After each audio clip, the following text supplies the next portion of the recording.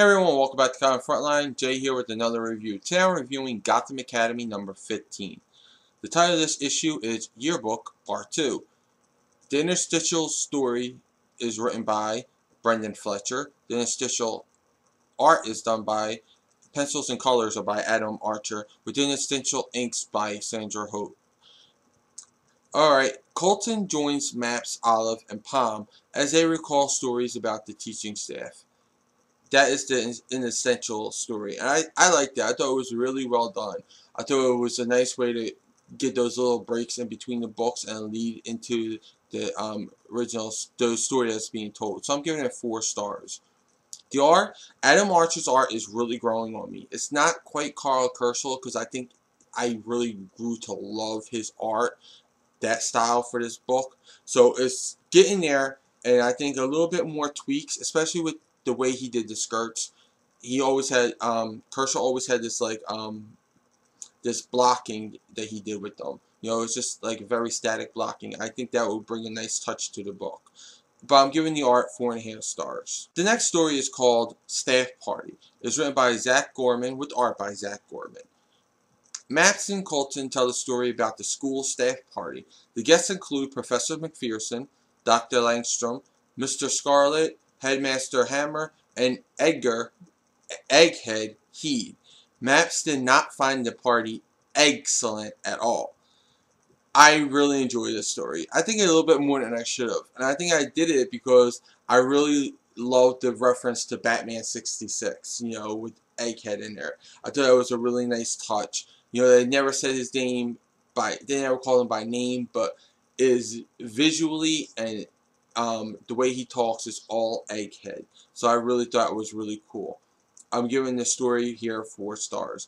The art, while not my usual style, not my usual preference for the storybook, this book, I do tend to like it because I really felt like Egghead looked like Vincent Price, the actor that portrayed him. You know, in a cartoonish character way, I think it was a great shot. I think the art gets 4 stars. The next story is called Serpents and Secrets. It's written by Eduardo Medeiros and Rafael Albuquerque, with art by Eduardo Medeiros and Ralph Albuquerque. Colors are by Greg McCaig. Olive tells the gang about the time Maps and her were playing Serpents and Secrets, and the Scarecrow used his fear toxins on them to retrieve a book that belongs to Headmaster Hammer, and in the book is the Headmaster wife's locket.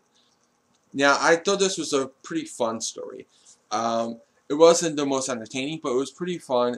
It was nice to see them living out one of Map's fantasies in a way. The Scarecrow used his fear toxin to make them think that they were playing inside of like a real action game of Serpents and Secrets. So I thought it was a really cute little thing that they did there. And I give the story 4 stars. The art was pretty nice. It was very animated, like cartoonish, and I think it fit with the tone of the story. So I'm giving the art 4 stars. And they also did the skirt blocking uniform thing that Carl Kerschel did. The final story is titled Hammin Around. It is written by Mingjue Helen Chen with art by Mingjue Helen Chen. We see a day in the life of Professor McPherson's dog, Ham, and discover his cool little on-campus hideout. Now this was a nice little intersection. Like, we got to see through the dog's eyes the campus, and we also got to hear some of the other students how they talk about you know, Maps and Olive and the gang. So I thought that was really cool. And we got to see a little bit of Tristan, which I think is an underused character in the series. I would really like to see more of Tristan. I think he had a great initial spark of a story, and then it just dropped out after we found out what he was. So I really want to see more of this Bat Boy that we've seen in previous stories. I'm giving the story 4 stars. The art here, wow, Mingjue Helen Chen is art fits this book so well. It's the best art for the book that I've seen since Carl Kerschel left. I think it really reminisces his style. Like, she really grasped that style and ran with it. So I hope that if they ever need a fill-in artist, or if this creative team ever leaves, Mingjue Helen Chen, I would love to see step up as a maybe a writer and an artist on this book, or at least just the artist, because it is phenomenally done. I'm giving the art 5 stars. Now, overall, I enjoy this issue. It was a nice, fun little issue, but I think it can actually be better than this, you know, because I think this is all so filler, this whole thing, that I want to get back to a strong mystery. Even though I think that this has led up to, like, little hints of mysteries, like the locket, like what's so special about Hammer's wife's locket. I think we're getting future storylines, you know, little drops of them, but I would like more. So, I'm giving this an overall of 4.25 stars. I say pick up Gotham Academy number 15. It was a nice, good read. Well, those are my thoughts. Now I want to know yours in the comments below.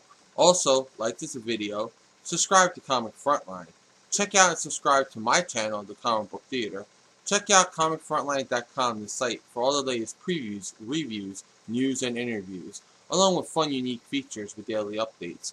And don't forget to like and follow me, The Comic Book Theater, Media Madness, and Comic Frontline on Facebook, Twitter, Google+, and download Frontline Live every week on iTunes for free. I'll include all these links in the description below. Until then, I'll catch you in the next review.